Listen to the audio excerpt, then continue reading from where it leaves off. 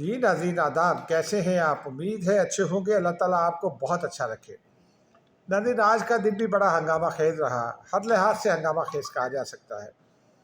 وزیر اعظم جو ہیں وہ اقوام متحدہ میں ہیں، ڈپٹی وزیر اعظم وزیر خارجہ بھی ہے، وہ دھڑا دھڑ ملاقاتیں بھی کر رہے ہیں اور بڑی سگنیفیکینٹ ملاقاتیں ہو رہی ہیں۔ لیکن انڈونیشین صدر نے ایک ایسا بیان دیا ہے جس نے اسلامی دنیا میں کافی پذیرائی حاصل کی ہے۔ انہوں نے کیا کہا ہے، کب کہا ہے، یہ امپورٹنٹ بات ہے، اس پہ بات کریں گے۔ اس کے ساتھ ساتھ آپ کو پی ٹی آئی کے حوالے سے آج بریف کریں گے۔ آج بھی کافی امپورٹنٹ چیزیں ہیں، کچھ پی ٹی آئی کے لیے اچھی ہیں، کچھ بری ہیں، کچھ ان کو کرنا چاہیے، کچھ ان کو نہیں کرنا چاہیے۔ ہماری کسی سے دشمنی نہیں ہے، لیکن ہم جب بھی بات کرتے ہیں تو ہمارا مقصد یہ ہوتا ہے کہ چیز سامنے آ جائے، وہ کوئی کر رہا ہو، وہ ظالم ہو، وہ مظلوم ہو، اگر وہ غلط کر رہا ہے تو اس کو ٹھیک کر لیں تاکہ اس پر کوئی اور الزام نہ عائد ہو۔ اب ناظرین آتے ہیں ذرا پہلے ان کی جانب انڈونیشی صدر کے بیان کے حوالے سے۔ آپ کو پتہ ہے گزشتہ روز 8 سربراہان اسلامی ریاست جو ہے وہ ملے امریکی صدر ٹرمپ سے کھل کر باتیں ہوئیں، اور اس میں مختلف غزہ کے حوالے سے مختلف آپشنز پر غور کیے۔ تو خوشخبری کی بات ایک تو یہ ہے کہ وہ جو امریکہ مقتل کو تفریح بنانا چاہتا تھا، اس سے امریکہ پیچھے ہٹتا دکھائی دیا۔ ایک تو خوشی کی بات یہ ہے، صدر ٹرمپ نے ریئلائز کر لیا کہتے ہیں، اور دوسری یہ ہے کہ مختلف آپشنز پر بات ہوئی۔ اسلامی ممالک کی فورس تعینات کرنے کی بات کی گئی، جہاں جو سیکیورٹی فورس ہو، لیکن وہ صدر ٹرمپ کا یہ کہنا تھا کہ وہ اقوام متحدہ کے تحت ہی ہو تو بہتر ہے، اور وہ پیس جو فورس ہوگی اس کے طور پر ہوگی، یا ریزسٹنس فورس بھی ہو سکتی ہے کہ اسرائیلی فوج تو اپنے اگریشن سے باہر نہیں آتی، تو اس کا اسلامی فورس کو اگر وہاں موجود ہے اور اسرائیل کو اگریشن کرتا ہے تو اسلامی فورس کو اس کا جواب دینا پڑے گا۔ لیکن اس کے بعد انڈونیشین صدر نے وہاں بھی بات کی تھی، اس کے بعد پھر آج انہوں نے تقریر بھی کی۔ اپنی تقریر میں انہوں نے یہ اعلان کیا، انہوں نے کہا کہ ہم اقوام متحدہ کے ماتحت 20,000 فوجی انڈونیشین فوجی جو ہے وہ غزہ میں تعینات کر سکتے ہیں۔ پچھلے دنوں یہ بات ہو رہی تھی کہ 2 بریگیڈ جو ہیں وہ تعینات کی جانی چاہیے، وہ بھی آلموسٹ اتنے ہی بنتے ہیں، تھوڑے بہت فرق کے ساتھ۔ بہرحال یہ بڑی ڈیولپمنٹ ہے۔ اب اس پر لگتا یہ ہے، میں نے کافی لوگوں سے اس پر بات کی، لگتا یہ ہے کہ اس پر کام ہوگا، اور اس پر جب کام ہوگا تو سگنیفیکنٹ ڈیولپمنٹ ہوگی، اور آگے اسرائیل کے عزائم جو ہے نا وہ ناکام ہوں گے، اور اگر اسلامی فوج اتر گئی غزہ میں تو پھر اسرائیل کے پاس کوئی چارہ نہیں ہوگا، اور غزہ ریبلڈ بھی ہو سکتا ہے، کیونکہ ایک آپشن یہ بھی دیا جا رہا ہے، اسلامی ممالک کی جانب سے ہی دیا جا رہا ہے کہ عرب ممالک، سعودی عربیہ وغیرہ مل کر غزہ کی ری بلڈنگ کر سکتے ہیں، اور یہ بڑی بات ہے۔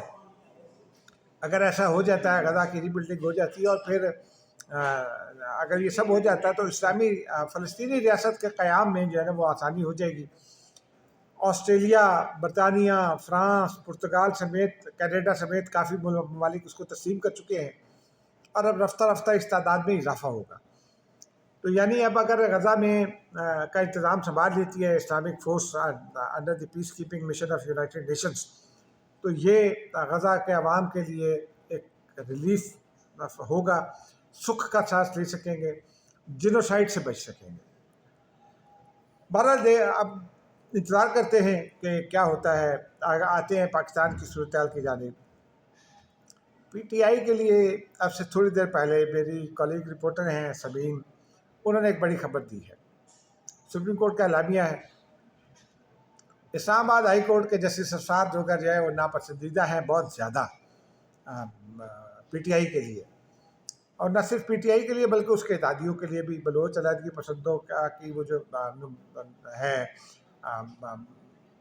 ہمدرد تنظیم کہہ لیں اس کو، بلوچ کون سی آرگنائزیشن ہے، مہرنگ بلوچ والی، اور بلوچ یکجہتی کمیٹی BYC، تو اس کی بھی وہ ناپسندیدہ ہے، کیونکہ شینی مداری صاحبہ جو پی ٹی آئی میں ہوتی تھی، ان کی صاحبزادی ہیں ایمان عادل مداری، وہ جسٹس افسر ڈوگر پر انہوں نے کافی الزام عائد کیا، اور انہوں نے ہراسمنٹ کا کیس ڈالا ہے اور اب جسٹس وہی جج صاحب جو ہیں وہ آ چکے، جن کے خلاف ہراسمنٹ کی درخواست ہے، وہ سپریم جوڈیشل کونسل میں آ گیا اور بیانیہ آ گیا ہے۔ تو میرا خیال ہے یہ پی ٹی آئی کے لیے ایک تازیانہ ہے، اور مشورہ میرا پی ٹی آئی کو یہ ہے کہ جیسے آج سلمان صفدر نے گفتگو کی بہت ہی دھیمے انداز میں اور بڑے مدلل انداز میں، بس اسی طرح کی گفتگو جاری رکھیں۔ ان سے بھی ایک یہ سوال ہوا تھا، شبیر ڈار نے سوال کیا تھا کہ سلمان صفدر نے بتایا کہ ہم نے انہی عدالتوں میں لڑ کر بہت سارے مقدمات عمران خان کے ختم کروائے۔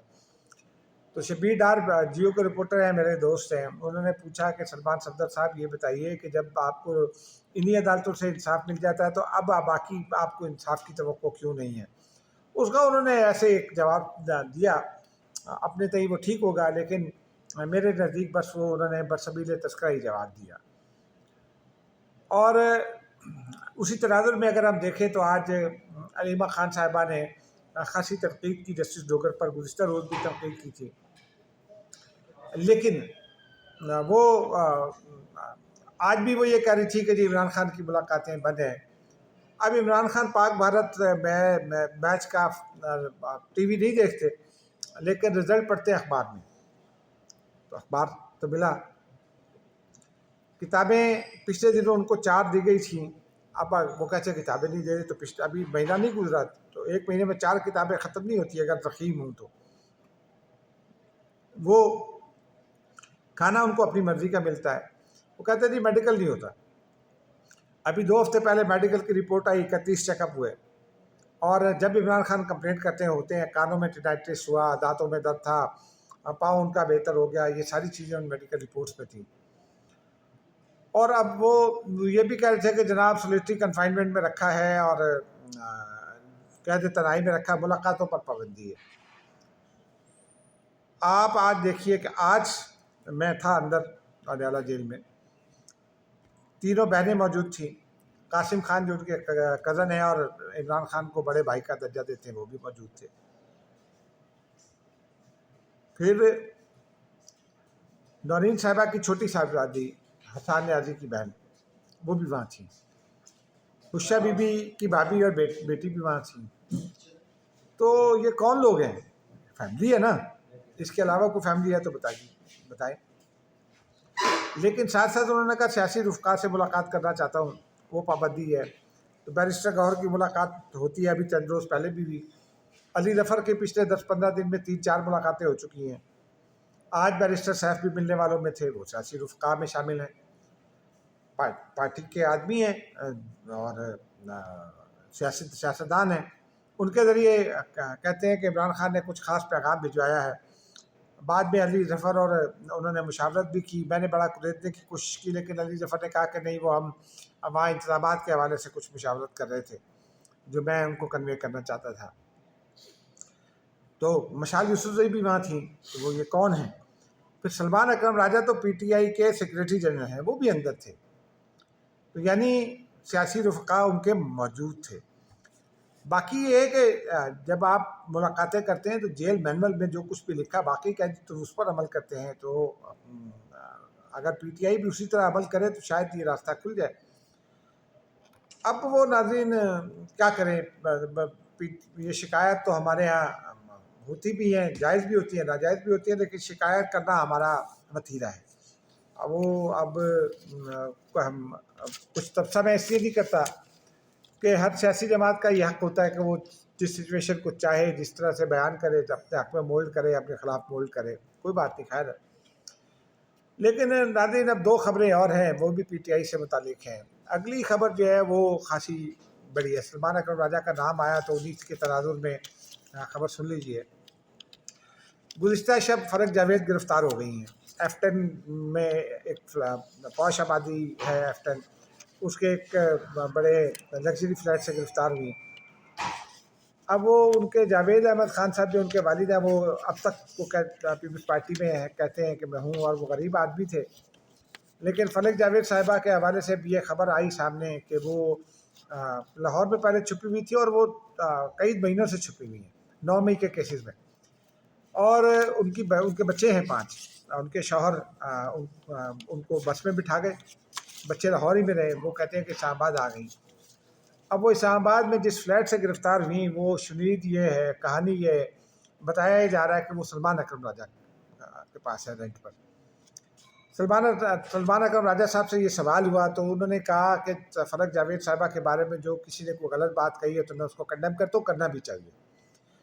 فلک جاوید خاتون ہیں، سیاسی ورکر ہیں، اور ان پر ایک الزام ہے، وہ اپنے آپ کو الزام کا علیہ کے طور پر الزام ملزمہ کے طور پر پیش کریں گی عدالت میں، تو اپنا دفاع بھی کر لیں گی، یہ وہ جانے اور عدالت جانے۔